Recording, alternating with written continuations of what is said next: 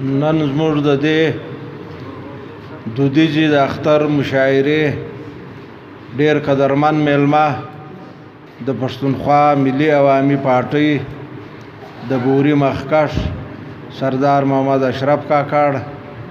او دلته پر سټیج باندې ناست ټول ملګري خصوصا د کاری جمال الدین صاحب ورور چې موږ ته وخت راکړي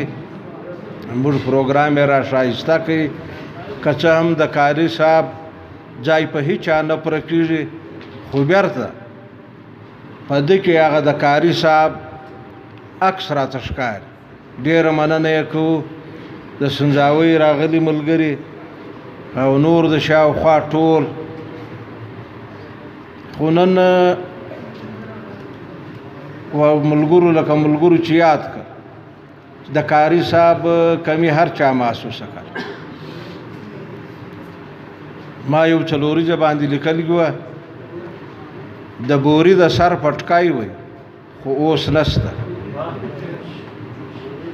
د بوري د سر پټکای وي خو اوس نشته د پښتو د تاج غمای وي خو اوس نشته خړ سپیره درویش ملنګ غوندې انسان وي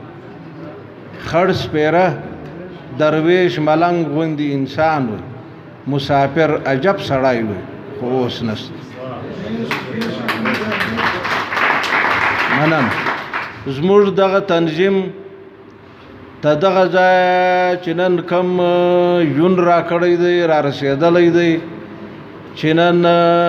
باقاعده لکه د یو اکیډمي د بلډینګ په شکل کې دا نمونه دفتر لري په دغه ګردو خواریو منډو ترنډو کې کاری صاحب خواري په ګډه وه کاری صاحب اول زموږ دفتر د میونسپل کمیټۍ سره د اکشنۍ زوره خونکۍ وه له دغه ځایه د کاری صاحب کوشش د نورو ملګرو زیار ته دغه ځای راورسه خو ډېر افسوس په دې باندې راځي چې دغه ودانۍ تیاره شوه نن دا د زموږ پروګرام دی پکې خو کاری صاحب نشته صرف یوه ورځ راغی هغه ورځ موږ کډه راوړي وه سامان بې ترتیبه وي یوه ورځ راغی دلته کښېناستی چای یې وکړې بس دا به نو د خدای کړول مرګ یقینا پر هر چا راځي او که سړی د دا طرح کردار مالک شي د دا طرح اخلاقو مالک شي لکه کاری جمال الدین مسافر صاحب بیا به ټول یادوي ټول به پر غږېږي دعاګانې به ورته کوي کاری صاحب د پښتو ډېر خدمت کړی دی د بوري خدمت یې کړی دی دغه تنظیم چې نن پر پښو درېدلی دی تر دغه ځایه ولاړ دی په دې کې د کاری صاحب د خوارۍ ونډه تر ټولو زیاته دا تنظیم نه زما دی نه د کاری صاحب دی نه د مالک ظهیر صاحب دی نه د مسافر صاحب دی دا د دې ځوانانو ته بیا ورپاته له دې ځوانانو ته څخه بیا را روان نور نسلونو ته ورپاته نو دغه رنګه که موږ ګرد همت سره وکړو او دغه طرح په همت باندې له دغه ځایه یو لوی غټه علمي ځاله جوړولی چې له دغه ځایه به خلک فکر اخلي له دغه ځایه به خلک روزانه اخلي او دلته به موږ وسایل پیدا کړو کتابونه به چاپو ډېر شیان پاته دي د ادب لمن ډېره پراخه ده دغه زموږ په بوري کې ډېر شیان دا ډول پاته دي چې اوس په ورکېدو دي متروک دي په ګارېدو دي دغه شیان ټول را خوندي کول غواړي خو زه ستاسې وخت نه اخلم وخت نور هم بیخي ډېر تر سوی دی وخت نور هم ډېر تر سوی دی ماشپین هم دی خو دلته ځوانانو چې کوم شعرونه وویل غزلې وویلې یا نظمونه وویل واقعي هم د خیال د فکر د درد په حواله ډېر د ستاینې وړ خو ځینې موږ نوي ځوانان د هغو په غزل کې لږ نیمګړتیاوې وي چې هغه د اصلاح وړ وي. دا ټول لیکوالان شاعران د زده کړې تر مرحله را تېر شوي او پکار دي چې زموږ ځوانان هم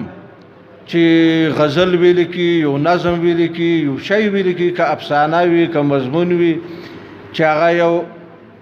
سینیر ملګري ته یا استاد ته د ملګري ستا انور حسین مسافر صاحب ناست دی او دغه تر مالک ظهیر صاحب ناست دی او نور د زموږ ملګري ناست دي چې ورښکاره یې کې اصلاح یې وکړي. ډېره به ښه وي. زده کړه ډېره ضروري ده. زه به خالي یوه لنډه څلوریزه درته وایم. نظم احتجاجاً په دې اعله کوم چې موږ بار بار په هره مشاعره کې دا خواست ریکویسټ کړی دی چې تر یوه کلام بالا به بل شی څوک نه یی، تر یوه غزل بالا به څوک نه یی. خو لیکن دلته چې موږ میلمانه راغوښتي وي، خلک م راغوښتي وي، اخر هغه په دې مجبور کو یا به تر سترګو اوښکې تویېږي، ګونډې به خوښ شي، خامخا به راسره ناست وي یا به دا زموږ مجلس ایله کوي ولاړېږي جیبه. کم از کم اویا اتیا شاعران هر سړی چې دوه دوه یای او بیا د وخت پابندي هم نه کړو، پر وخت هم نه راځو. موږ 10 بجې عشق وایي چلو بیا چې دوه دوه کلامه یایو چې هغه خو بیا د وخت پابندي کولی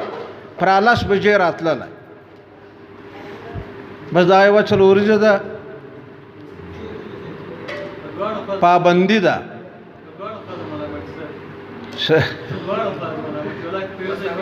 سعید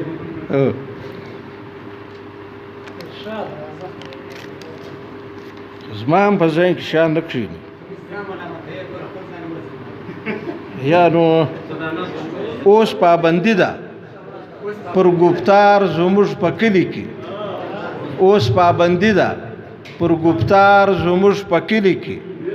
د پاکې مینې پر اظهار زموږ په کلي کې. اوس پابندي ده پر ګفتار زموږ په کلي کې، د پاکې مینې پر اظهار زموږ په کلي کې. نه دراوی او نه ریبار ستا ټپ ولاړ دی بیخي، نه دراوی او نه ریبار ستا ټپ ولاړ دی بیخي. دلته د مینې کاروبار زموږ په کلي کې. نور وخت نه اخلم. یو